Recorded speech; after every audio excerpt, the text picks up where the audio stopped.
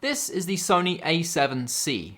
What they've done with this is pretty interesting. They've taken an A7 III and they've made it what seems like smaller, but hold that thought. The thing with this camera is I'm not too sure who it's actually designed for. To buy this, body only costs $17.98. To buy the A7 III, it costs $19.98. But this is actually on sale right now for $16.98. So which one do you buy? So we're just gonna take that for what it is, and we're gonna chat about these two cameras, similarities, differences, how this one actually handles, how it feels to use in comparison to the A7 III. And then at the end, I'm gonna chat about this new kit lens from Sony, which is the 28-60 variable aperture f4 to f5.6. So let's just blow through things that are similar on these two cameras to begin with. They both have the same sensor, they both have the same IBIS, they both have the same video modes. They both shoot 1080-24, 1080-60, 1080-120. They both shoot 4K 24. They both use the Sony Z battery, the bigger style one that has a lot more juice in it than the 63, 4, 6100 batteries have. Both cameras have 3.5mm mic inputs and headphone jacks, so you can listen to your audio as you're recording it. And both cameras shoot 10 frames per second when it comes to photos. So the big thing that's going for this camera is that it's a smaller full frame camera. It is kind of odd to have a camera that has nearly a similar style body to the A6100, but with a full frame sensor in it. Just pick up the light there. So much bigger sensor in this guy compared to the A6100. So the thing that makes these two cameras different in size is the EVF. EVF on this sticks out quite substantially, and that's because there is a nice big EVF there. You no longer have that here, you now have that just built into the body, and it's kind of incredible that they've managed to put an EVF into what was here on the A7 III. Now the EVF isn't as good, and we'll talk more about that in a bit, but that's the biggest thing that makes this look smaller. The other thing that makes it look a little bit smaller is, let me just get my head out the frame here, otherwise it's gonna track my face. Can we see that? Yeah. The grip on the A7 III is substantially bigger than the grip on the A7C. And you might like that, you might not like that. It means there is a lot less grippiness there. I feel like I have a solid grip with this. I don't really feel like I have a solid grip with this. Now it is pretty incredible what they've done in terms of shrinking the grip down. They've just tried to make it as small as possible. There really isn't a way that they can probably make that any smaller now. The battery is snug inside there with really not much room around the outside. The other big difference in size is if you look at the A7 III, it's flat along the top here. And with the A7C, it just kind of drops down a little bit. And then your main mode dial has probably had what's like a third shaved off of it from the A7 III there. So those are the big things that make this appear smaller.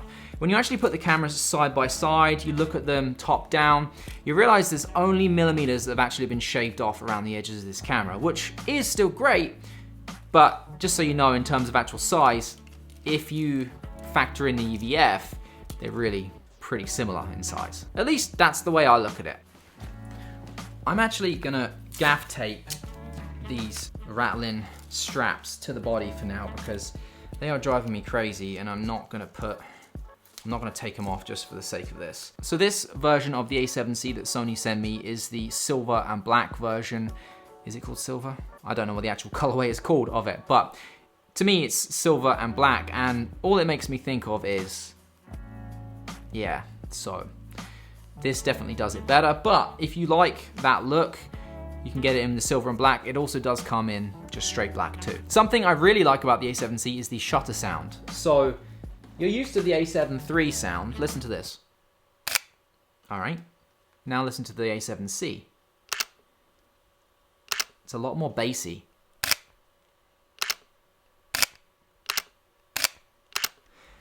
Sounds a lot more substantial. It sounds like there's more happening in there. And I also noticed that if you're using the EVF, it's quite a shallow EVF eye cup on here, and it's all solid like hard rubber. It's not very comfortable, but if you're using it, you feel some recoil back in there, which you do not get with the A7 III. Even if you take the eye cup piece off and it's deep there in your eye socket, you don't get that same recoil. So this definitely feels a lot more bassy, like in terms of sound, and physically gives you a little bit of recoil, which is really weird. This is a weird thing for me to talk about, but these are things that you should know. This is how it feels to actually use. Obviously now we have the beautiful, fully articulating flip screen, which I hope we see on all Sony cameras moving forwards. You obviously have tap to focus on there, so you can tap on the part of the screen you want it to focus on and it will focus. You also can track, so if you tap on a part of the screen and then move the camera around, it will track that, or if you tap on someone's face, it will track that too. In terms of if the screen works when you're in the menus for touchscreen, it doesn't. You just have the traditional way, much like you have with the Sony A7 III, and the menus are the same as the Sony A7 III. Now I will say that I noticed it appears to be a lot quicker, a lot more responsive in here. So with the A7 III, it's a little bit of a delay. I find that it's not the quickest when scrolling through the menus. With this, it feels a lot more fluid, a lot more responsive. So that was a nice thing. I also noticed that the turn on time was quicker with this than with the A7 III. We're talking split seconds, but if you start to use something for an extended period of time, which I did for this for like 2 years, you get to know it very, very well, and this feels quicker to turn on than this does. Another good thing about this is the flaps. Good set of flaps on this. They're doors, much better than the rattling flappy things on the A7 III there. So I much prefer the design of the flaps on this, much better. Something else that you can tell they put some thought into, which is good.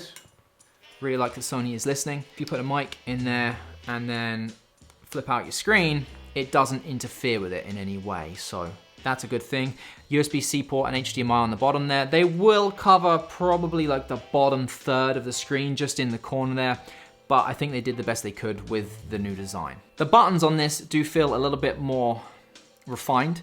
The buttons stick out a little bit further, so they have a little bit more of a push to them. The AF on button as well, if we compare it to the A7 III there. The AF on button on this is quite small, just up here, and they've made it much larger on this. So if you like to back button focus, you're gonna like the change there. You have lost the joystick on the back of this, so the little D-pad style joystick that you had there, you no longer have.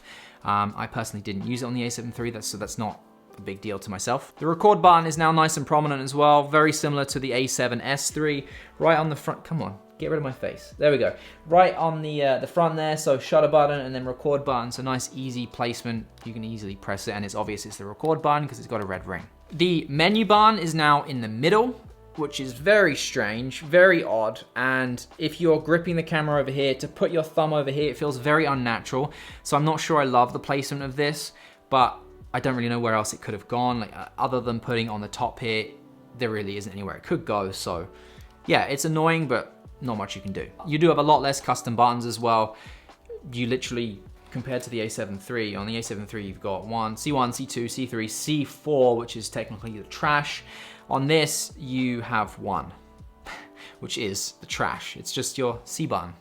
Lonely little C button there, all on its own. You do have 3 custom numbers now on your mode dial there, so 3 sets of settings you can use. On the A7 III, you only had 2. I typically use this for 4K 24 and then HD 120. You could do the same on this and then another one too. So 60 frames or 24 HD, whatever you want, but you have 3 there now, which is nice and welcome. 1 SD card slot. This is a problem. A big problem, I'd say, for this card. The weird thing is, look at that. It looks like to me there's definitely enough space just next to it to put another SD card. Now, I don't know if it's because inside there just wasn't enough space. Maybe that would interfere with the lens. Probably would. But an extra SD card slot in there would have changed this camera entirely. Just having the 1 in there now for me, compared to the 2 that you have. Oh, and it's on the left now instead. So left on there. On the A7 III, it's on the right. So on the A7 III, you obviously have your 2. Now, one of these was high speed and the other one wasn't. On this, you just have the high speed, but you only have the 1. So this camera now goes from being a camera that you can use professionally to not. You shouldn't be shooting anything professionally, at least in my opinion, with 1 SD card, because if this fails, if this corrupts, you're screwed. Literally.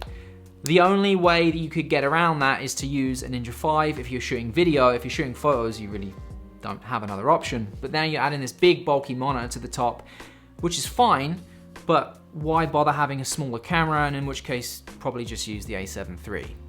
See what I'm saying? All right, the EVF was stripped from the top here, just chopped straight off and put into here, which in itself is a fantastic design feat. The problem is, it's not the same EVF. The EVF on this, I really liked. It's nice and big. It feels good to use. This is not. This is hard rubber here. It's not comfortable, and it's a tiny little EVF. I don't know the exact specs off the top of my head. Maybe I'll throw them on the screen here, but I can just tell you from a real world user point of view, actually using it, this is not fun to use. This I used all the time. This I couldn't use all the time because it's not fun. Screen quality, so I've made videos about it before. I have gripes with the A7 III screen. Doesn't read exposure properly. The EVF does, this doesn't. They never matched. I don't see it being as much of an issue in this, which makes me kind of think that maybe my screen was a little bit off on this. I haven't shot a ton of stuff with this, but from what I can tell so far, it doesn't seem to be as big of an issue. So that's a good thing, I suppose. In terms of autofocus, this is gonna be the better camera. A7 III autofocus was never bad. It was actually really good. For photos, you had IAF. For video, you had face tracking. And for this, you have IAF in video and in photo. So it will track someone's eye as they're walking towards you and make sure everything's crispy and nice and in focus. So better autofocus with the A7C. You also have gyro data in this. I haven't played around with this yet.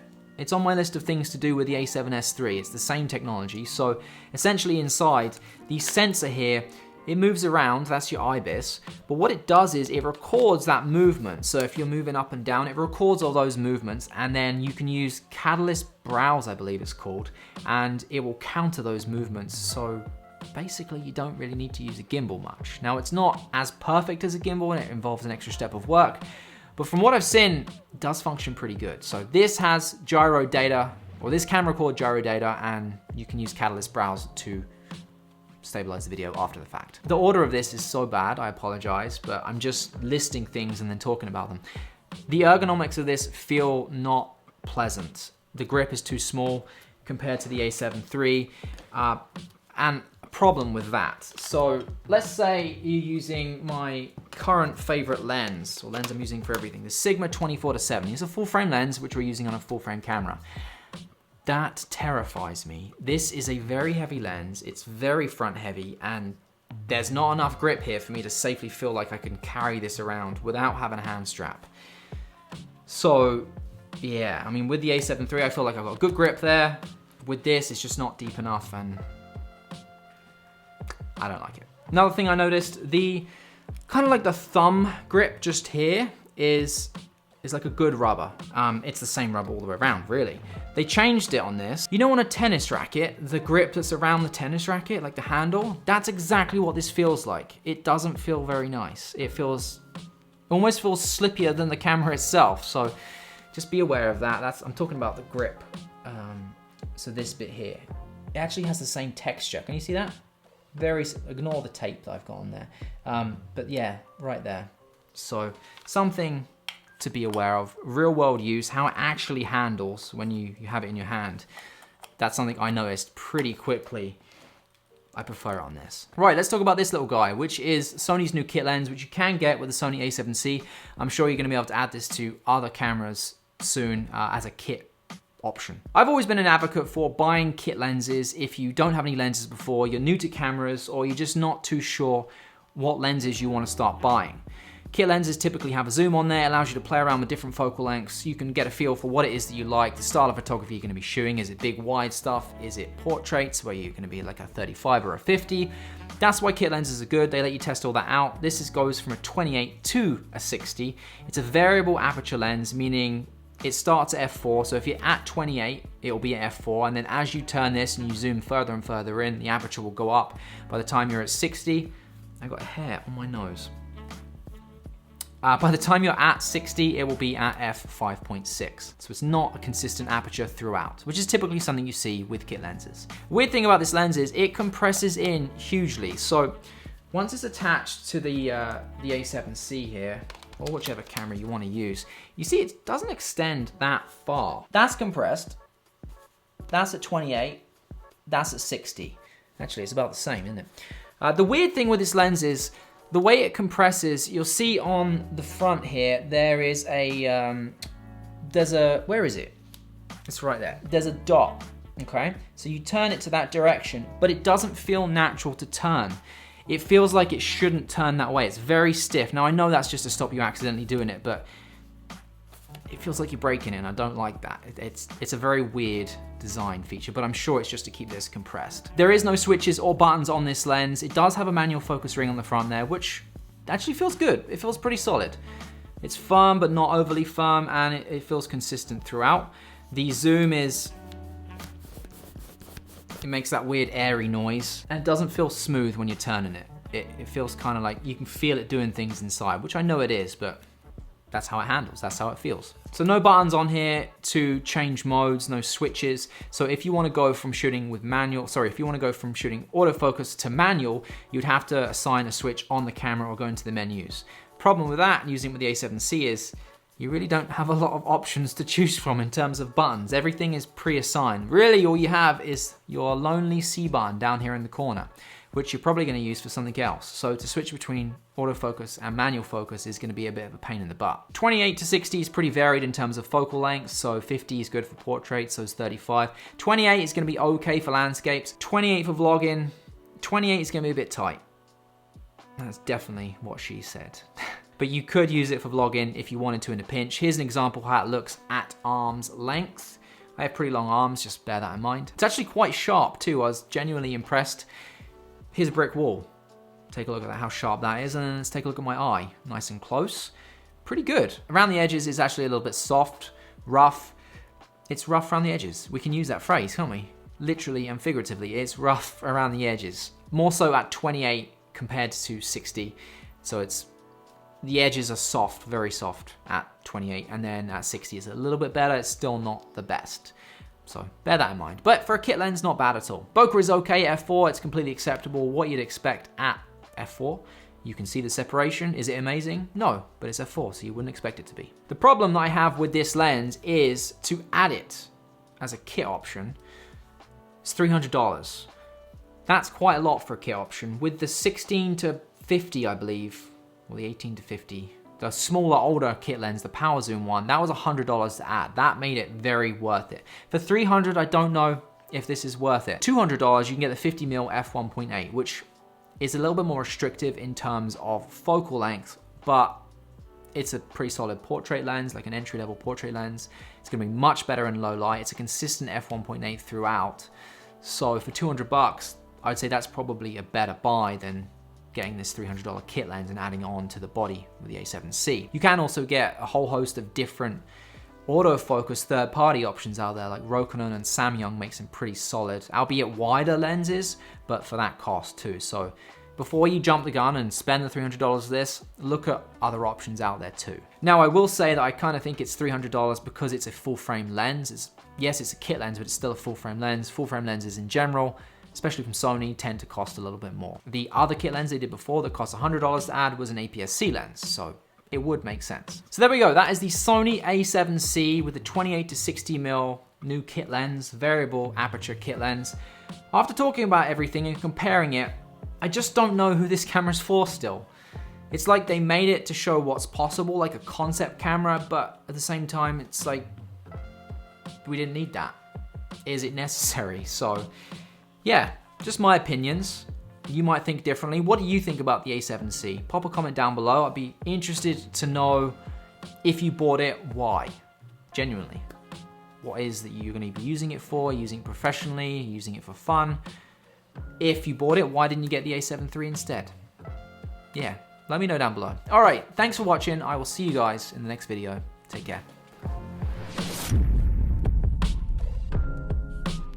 Both cameras have microphone ports and headphone jacks so you can listen to your music. And then at the end, I'm gonna chat briefly. Oh.